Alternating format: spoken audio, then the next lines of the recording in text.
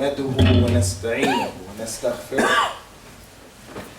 ونعوذ بالله من شرور أنفسنا ومن سيئات أعمالنا من يهده الله فلا مضل له ومن يضلل فلا هادي له وأشهد أن لا إله إلا الله وحده لا شريك له وأشهد أن محمدًا عبده ورسوله صلوات الله وسلامه عليه أما بعد فإن خير الكلام كلام الله وخير الهدى هدى رسول الله صلى الله عليه وعلى آله وسلم تسليما كثيرا وشر الأمور محدثاتها وكل محدثة بدعة وكل بدعة ضلالة وكل ضلالة في النار.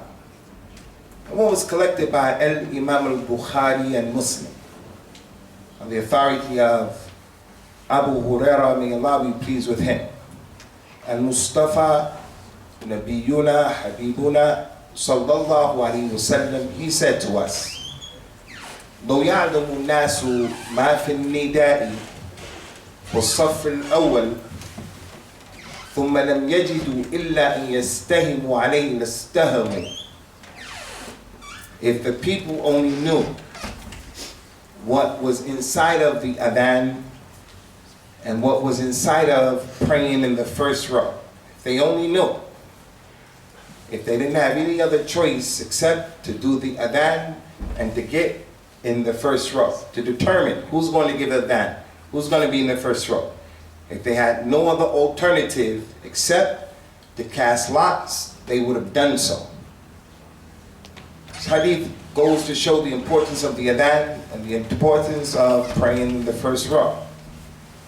And he said, "Lo ya'lamu nas," if the people only knew. And he told the truth, because the people don't know. The people of this ummah, they don't know what's in the Adhan and what is in praying in the first row. As it relates to praying in the first row, whatever masjid you go to in the UK, and I've been to many masjids, you'll find the same faces are in the first row. You'll find that. Week in and week out, the same faces are in the first row. And that's because the people don't know what's in the first row. If the only alternative we had at our disposal to determine who's going to pray in the first row, everybody will come, and because so many people are there, the first row can only accommodate so many people will come and say, okay, we have to determine who's going to pray here by casting lots. But it's not like that. The people leave the first row to the ashab of the Saf al-Awwal. In the first row, Allah Azza wa Jalla and the Malaika, they give salawat to those people who make it their business to come and they pray in the first row. As for the other people, that's not the case. The people in the first row, Allah Azza wa Jalla accepts from them that they slaughtered a camel on the day of Al-Jum'ah. Every Friday, it's like they made the nahar of a jamal every Friday. The other people are not like that. The people who pray in the first row, you'll find them reading the Quran, Surah Al-Kahf. So they got Surah Al-Kahf in, or most of it, or some of it.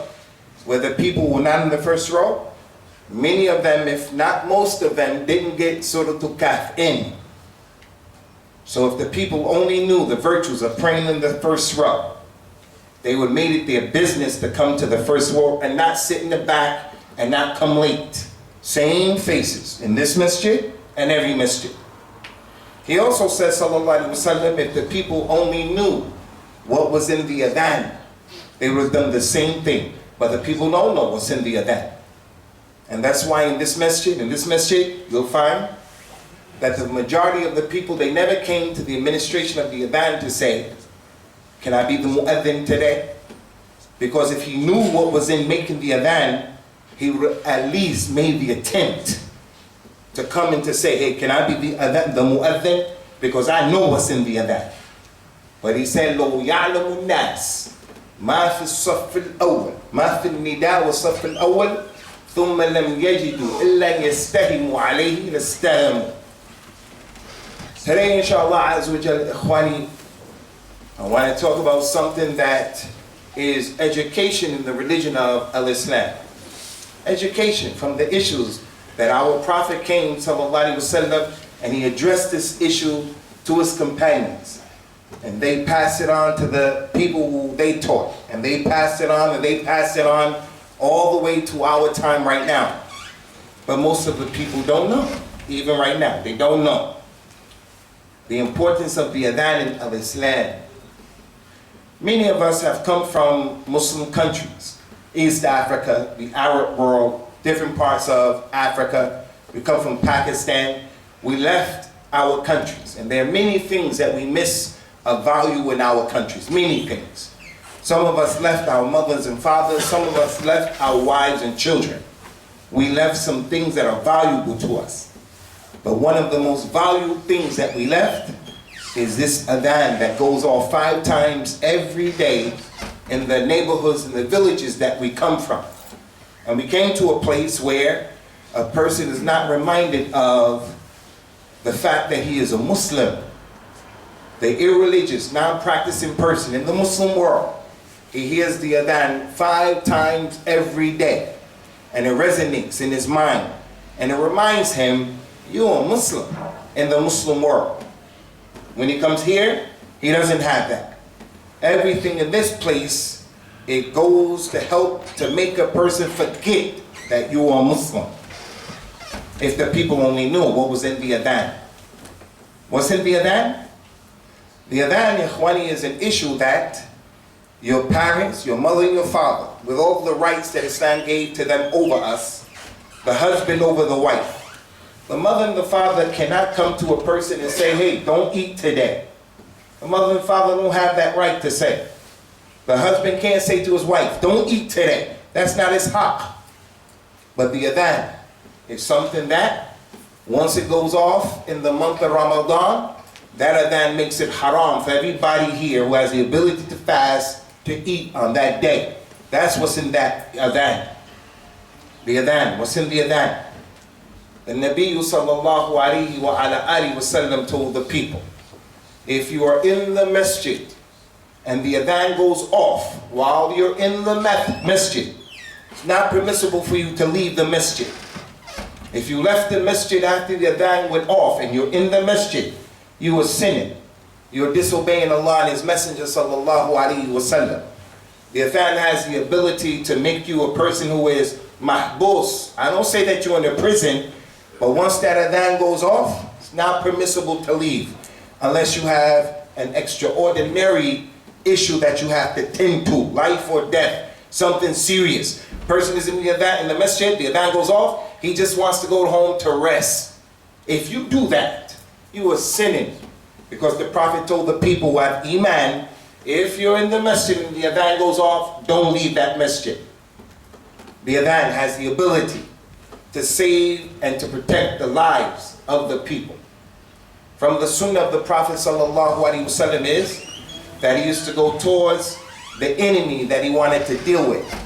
When he went towards the enemy, he would wait until Fajr time, because he wanted to get them while they were sleeping.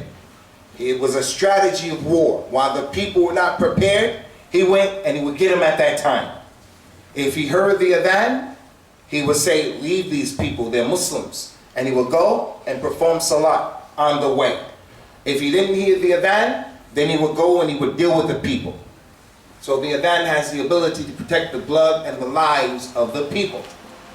The people only knew what was in the Adhan. It's like the salams in Al-Islam. A person says to you, Assalamu alaikum, and he doesn't mean it. He doesn't understand it. It's like the kuffar who say, how are you? Doesn't mean anything to them. It's just some kalam. The Adhan in Al-Islam, it resonates in the mind and the hearts and the DNA of the Muslim. The Adhan of Al-Islam, those of us who are businessmen, those of us who work, Allah Ta'ala mentioned in the Quran, إِذَا نُودِيَ لِلصَّلَاةِ يَوْمِ الْجُمْعَةِ فَاسْعَوْا إِلَى ذِكْرِ اللَّهِ وَذَرُوا الْبَيْعَ. If the adhan is made on Friday, stop working. It is not permissible for the Muslim to work on Friday. When the adhan goes off, once it goes off, his buying and his selling is haram.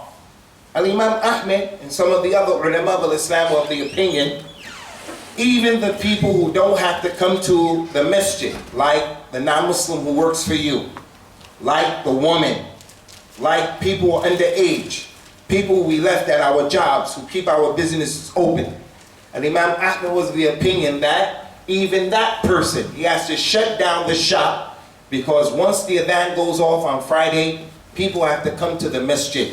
And those who don't come to the masjid, it's not permissible during this time to do anything. If the people only knew what was in the adhan of al-Islam. The Nabi sallallahu alayhi wa ala alihi wa sallam concerning the adhan. Many times after the khutbah al-Jum'ah or before the khutbah of al-Jum'ah, when I'm coming from the train station, after the khutbah, I go to a restaurant, I walk down the street, many people from the Muslim community, they see me and they give me salams and they give me love. The Muslim barber in this area, he had a customer in his chair. I went in order to get my mustache shaved. He had a customer in his chair. He just shaved my mustache because he wanted to respect the imam, the one who gives the khutbah.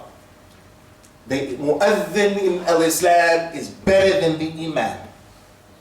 The mu'adhin in al-Islam deserves more right than the imam. The scholars of Islam said, given the choice, who gets the most reward? Who should be respected the most? The imam, the khatib, the one who prays, or the mu'adhin? The ulama said that the mu'adhin deserves to be respected. Both of them have good. The one who leads us in salah and the mu'adhin, both of them there's good. And what was collected by Imam Abu Dawood, Abu Hurairah said that the Prophet said, sallallahu alayhi wa sallam, al-imam damin wal-mu'adhin mu'tamin. And then he made a dua. Allahumma arshid al-a'imma waghfir al-mu'adhinin. He said that the imam is the person who, he is damin. He guarantees your salah and your reward. It's his responsibility, is on him. And the mu'adhin is trustworthy. And then he made a dua. Oh Allah, guide the imams of al-Islam and have forgiveness for the mu'adhins. The one who chooses to give respect to the imam and not respect to the mu'adhin, he doesn't know what's in the adhan. The mu'adhin is better in al-Islam. Why is he better? Because I said he's better? Because of the adillah. If the people only knew what is in the adhan. Rasulullah sallallahu alayhi wa sallam, what was collected again by Imam Muslim on the authority of Muawiyah ibn Abi Sufyan. May Allah be pleased with both of them. He said in this authentic hadith, قال صلى الله عليه وسلم إنه لا يسمع مدى صوت المؤذن جن ولا إنس ولا شيء إلا شهد له يوم القيامة. There is nothing that hears the voice of the imam, that guy who just gave the adhan, not the khatib, whether it's for the khutbah of the salah. No one, nothing hears the voice of the mu'adhin. A jinn, human being, he said, well, that shit, the fly, the bird, the non-Muslim, anyone and anything that hears the mu'adhin, the squirrel, the rat, anything, the cat, anything that hears the voice of the mu'adhin, he's going to come Yawm al-Qiyamah and he's going to bear witness that that mu'adhin gave dawah to la ilaha illallah. Me, as a khatib. I'm going to give this khutbah. This week, next week, last week, the khatib, he may say some things that are truthful and some things that are not truthful. Things that are appropriate, things that are not appropriate. Things that are consistent with the religion, things that are not consistent. You don't know. Whereas the mu'adhin, when he makes the adhan, and they are kalimat mahduda, he's going to say specific words. Everything that he says is correct.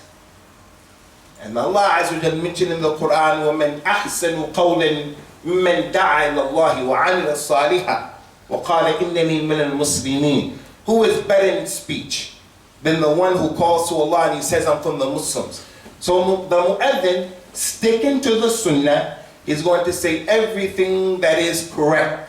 The mu'adhin is better than the imam. But the people don't know. If the imam or the khatib goes into the shop, the people will give him love.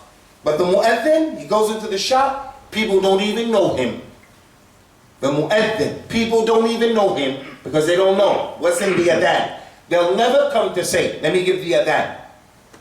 Abu Sa'id al-Khudri, may Allah be pleased with him, and what was collected by the Imam al-Bukhari, he said that the Nabi mentioned sallallahu alayhi wa sallam, al-mu'adhinun atwalu nas a'naqan yawm al-qiyamah.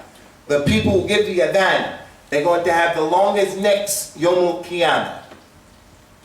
Many ways that we can understand this hadith, which shows the virtues of the mu'adhin over everybody else here. The one who never came to make the adhan. He doesn't even pay attention to the adhan. As I sat here, I knew what the khutbah was going to be about. So I looked at the faces of the people who were praying, and I saw the vast majority of the people not paying attention to this issue. The mu'adhin, he's going to have the longest neck, Yawm al-Qiyamah. Islam is being lost. Day in and day out, our religion is being lost. They got to have the longest necks. What does it mean? It means many things. A long neck to the Arabs meant a sign of beauty. That they'll come Yawm al-Qiyamah and people will recognize them with that long neck as being a sign of nobility and virtue. People will see it. Another meaning is, everybody here is going to be standing in sweat Yawm al-Qiyamah. Sweat because of what they did and sweat because of what they didn't do. Problems and mistakes. Uquq al-walidain, not praying, so many issues. Their sweat, some people will go to their ankle bones, some people to their knees, some people to the thigh, some people to the waist, some people to the chest, some people to the shoulder, some people will be totally submerged in sweat because of the shiddah of the shams. If the mu'adhin has a longer neck, he'll have more space to be above the sweat. That's the virtue of the adhan in al-Islam. The reason why I mention this issue, and I'm bringing it to your attention, is there are many things that we can talk about. Many things. Like, what is the position of al-Islam as it relates to voting? This issue is coming up. We need to have some direction and some discussion as it relates to this issue. And it is important. Should we vote? Should we not vote? Is it permissible? Is it impermissible? And it's an important issue. But I always say, and I'm of the opinion that, why leave off the things that are in front of the noses of the people to engage yourself with things that are big issues? People in our ummah, they sit there and they don't even know what's in the adhan. And I don't say that putting anyone down. I say that to say, wake up. Wake up. We box ourselves out and we put ourselves out of a lot of benefits in this religion. And from them is just the etiquettes of the Friday prayer. There are people who throw away the thawab and the ajur that we need on the day of Jummah by sitting in the back. Coming in the masjid and sitting in the back. And if you were to advise him and say, hey, akhi, it's better for you to go to the front, he'll look at you as if you're majnoon and it's in his best interest. Concerning this adhan, that we need to understand the importance of it. Every Muslim woman, my daughter, my wife, I want my wife to spend her time not exposing my children to some cartoon that has no benefit. I want my wife to spend her time teach my kid the adhan. Teach my kid the basics of al-Islam. Teach my kids the surah of the Quran, al-Ikhlas. But she's busy with teaching my kids Coronation Street and nonsense like that. This is the condition of the Muslims. And then the people come and they want to preoccupy us with big issues, and we can't even deal with the simple issues that are right in front of our noses. The companion of the Nabi sallallahu alaihi wasallam, Amr ibn al-As, Ummat al-Islam, Now you have to look at this in the context of Rasulullah sallallahu alaihi wasallam, who we claim that we love. He never wasted time, never wasted the people's time, never wasted his time. He took the time out of his busy schedule to tell the people about this issue of the Adhan. They were sitting there. Amr ibn al-As, may Allah be pleased with him, and his son as well. He said that the Nabi mentioned sallallahu alaihi wasallam, إذا أذن المؤذن فقولوا مثل ما يقول ثم صلوا علي فإنه من صلى علي الصلاة صلى الله عليه بها عشرة ثم سلوا الله لي الوسيلة فإنها منزلة في الجنة لا ينبغي إلا لعبد من عباد الله وأنا أرجو أن أكون هو. Pay attention to this issue, ikhwan. These are the kalam, or the words that the Prophet spoke to his companions. The companions heard it, they grasped it, understood it, and practiced it. People today, they hear these words, it goes in one ear, out the other ear, and then we come when we say, Al-Islam, Al-Islam. And it's in our best interest. He told everybody here, whether it's Jummah, whether it's the 5 prayers a day, he said, when you hear the adhan, then say exactly as the mu'adhin said. That's a command. When you hear the adhan, say the same thing that the mu'adhin said. And then after the mu'adhin finishes, say, Allahumma salli ala Muhammadin wa ala ali Muhammad. And then go through that whole thing of the Durud al-Sharif. He said, and after you do that, the third thing you should do is, ask Allah for me al-wasila, because the wasila is a place in Jannah that is only for a servant from the servants of Allah, and I hope that I'm going to be that individual. So ya ayyuhal Muslim, Ummat al-Islam, you sisters, people who are in the UK, losing our religion, the least that we can do is to hold on to basic issues like the adhan.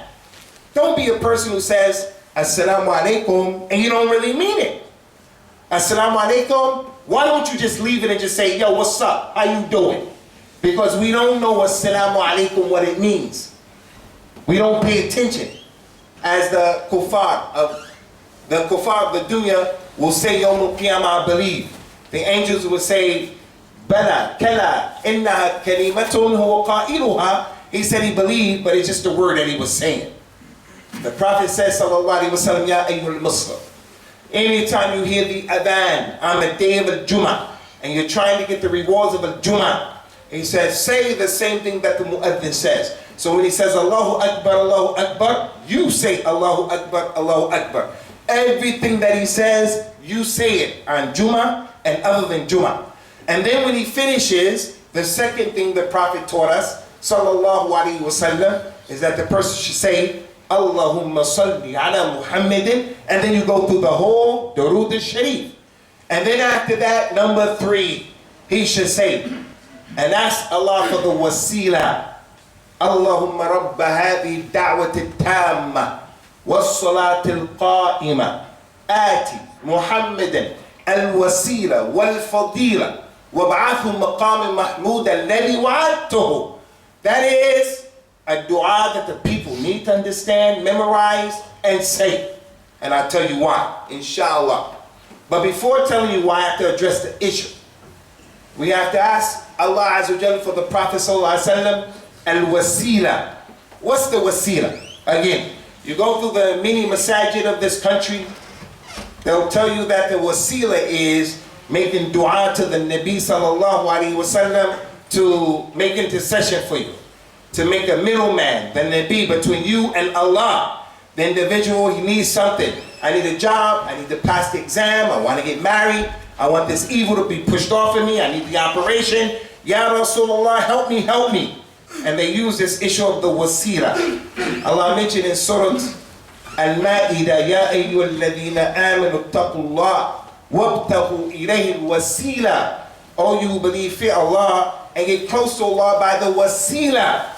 They use that ayat of the Quran to support that a person should make dua to the Nabi or make dua to dead people. That's not the wasila. The wasila is what was mentioned in the hadith that we mentioned. إنها منزلة في الجنة. It is a place in the paradise, the wasila. So when the person makes that dua, he asks Allah Azza wa Jalla to give Prophet Muhammad sallallahu alaihi wasallam the maqam that is mahmud, the praiseworthy station. What's the praiseworthy station? There are many praiseworthy stations Yawm al-Qiyamah. One of the maqams of al-Jannah is when people go to drink from the fountain. As I mentioned, people will be in sweat all the way up to their heads and below that. One of the maqams is people going to stand at his fountain. So that is a maqam, that is mahmud. But the hadith is not talking about that. Another maqam is people from this ummah, people who die on Islam. When the Prophet ﷺ knocks on the door of al-Jannah, the angel is going to say, who's there? He's going to say, this is Muhammad.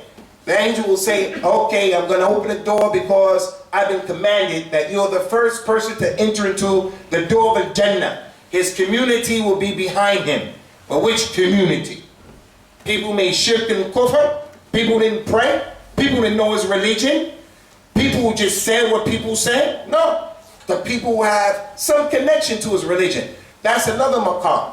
But the big maqam that this dua is for, the big one, the big one, the big one, is people who made mistakes, like myself, at the front of the list, and you people. They made mistakes. They did things that they shouldn't have done, and they didn't do things that they should have done. Yawm al-Qiyamah, they're going to deserve to be put in the hellfire. But when they make this dua after the adhan, as the Prophet said, sallallahu alaihi wasallam, man sa'ala li al-wasila, halat lahu shafa'ati yawm al-Qiyamah. Anybody who makes this dua after the adhan, then I'm going to give them my shifa'a yawm al-Qiyamah, my intercession. What's the intercession? People would deserve to be put in the hellfire for all of what they did, for all of what they didn't do. But because when they heard the adhan, they did these three things. They repeated after the imam. After that, they sent the Durood al-Sharif, Allahumma salli ala Muhammad. They sent that on him, and then they learned and they mentioned the dua after that. Yawm al-Qiyamah, those people would deserve to go into the hellfire, but because they made that dua, the Nabi sallallahu alaihi wasallam will get them out of the hellfire. He will prevent them from going into the hellfire. Now some people, they'll look at you and they'll say, what are you talking about? What are you talking about? These words mean nothing to that individual. Allah knows what the final outcome is going to be of everybody who's here. But I don't see how any of us can feel and look as if I'm an individual who's going to be in the Jannah with all of the mistakes that we're doing, with all of the things that we should be doing that we're not doing, all of the things that are against the religion. People are doing things the way we exist. We've forgotten. We don't even have that thing in our hearts to say, hey, I'm in trouble. Person says, whoever says La ilaha illallah is going to Jannah. People rely on that. He doesn't see himself as being a true recipient of the knot of Jahannam. One of the ways that a person can save himself from the knot of Jahannam, and I'm not one of those people who come before the people to say, everybody's going to the hellfire. I will be that. I say, I may go to the hellfire. I look at myself and I'm giving da'wah to Allah, I may go to the hellfire. Because I know this dunya, it has many traps, many problems. Shaitan is over us.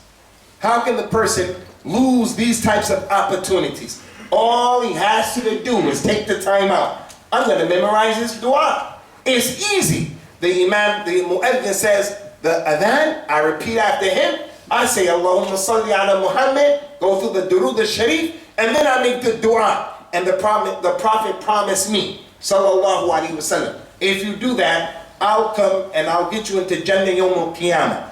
And the person, it doesn't mean anything to him.